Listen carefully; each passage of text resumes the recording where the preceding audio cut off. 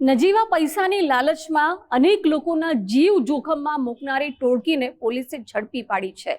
વલસાડ એસઓજીએ ગેસના ટેન્કરમાંથી ગેરકાયદે commercial cylinder ભરતા 3 લોકોને ઝડપી પાડ્યા છે। કેવી રીતે આ કૌભાંડ ચાલતું હતું, કોણ છે આ કૌભાંડના મુખ્ય સૂત્રધાર, જુઓ આ ખાસ રિપોર્ટ।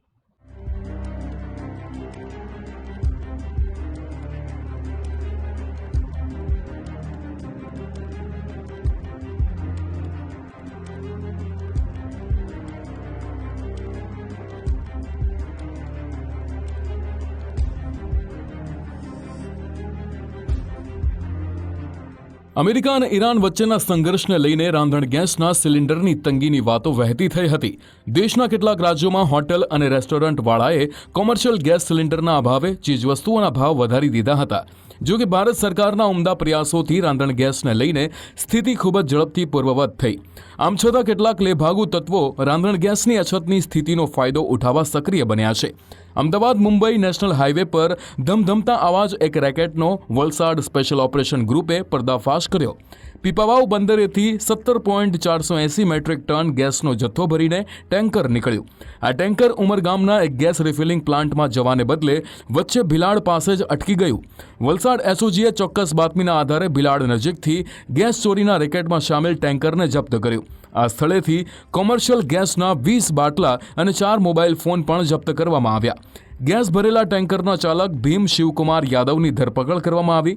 આ ઉપરાંત ટ્રાન્સપોર્ટ ઓફિસના કર્મચારી સુરેશ ઉર્ફે ખારો ગોદારા અને ગેસ સ્ટવનું રિપેરિંગ કરતા અશોક ગોદારા નામના 2 રાજસ્થાની મૂળના વ્યક્તિની ધરપકડ કરવામાં આવી।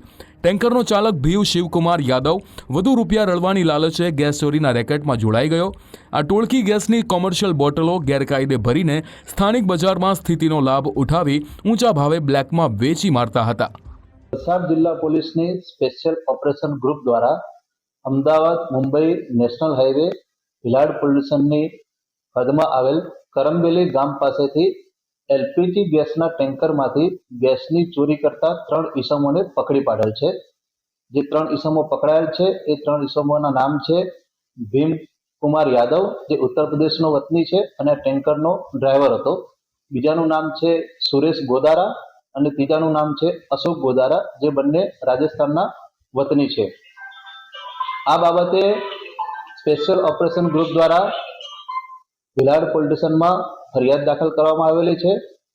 આ ફરિયાદમાં ભારતીય ન્યાય સંહિતાની કલમો તેમજ આવશ્યક ચીજ વસ્તુ ધારાની કલમો લગાડવામાં આવેલ છે।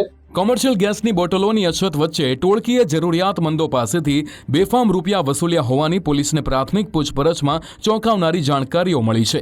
વલસાડ સ્પેશિયલ ઓપરેશન ગ્રુપે 63,86,000નો મુદ્દામાલ જપ્ત કરીને આગળની તપાસ હાથ ધરી છે।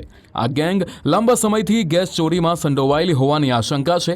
આ ગેસ ટેન્કરમાંથી ચોરી કરતી ટોળકીના વધુ એક ફરાર સભ્ય સતપાલ ગોદારાને ઝડપી પાડવા માટે પોલીસે આગળની તપાસ હાથ ધરી છે। ટેન્કર અને આ ટેન્કરમાંથી ગેસની ચોરી કરવા માટે વપરાતા બોટલો અને એક પિકઅપ વાહન એ કબજે કરવામાં આવેલ છે। 3 આરોપીને અટક કરવામાં આવેલ છે। તપાસ દરમિયાન જાણવા મળેલ છે કે આ ટેન્કર પીપાવાવ પોર્ટથી એલપીજી ગેસ ભરી અને ઉમરગામમાં આવેલ શિવ એનર્જી પ્રાઇવેટ લિમિટેડ કંપનીમાં જતું હતું।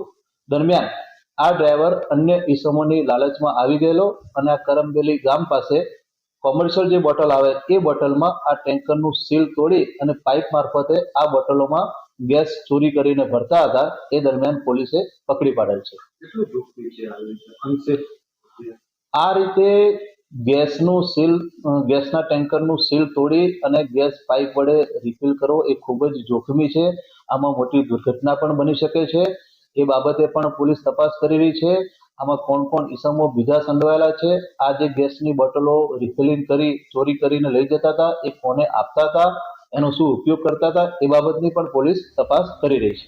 ગેસ ભરેલા ટેન્કરમાંથી કોમર્શિયલ બાટલાઓને રિફિલ કરવાની પ્રક્રિયાને અત્યંત જોખમી માનવામાં આવે છે।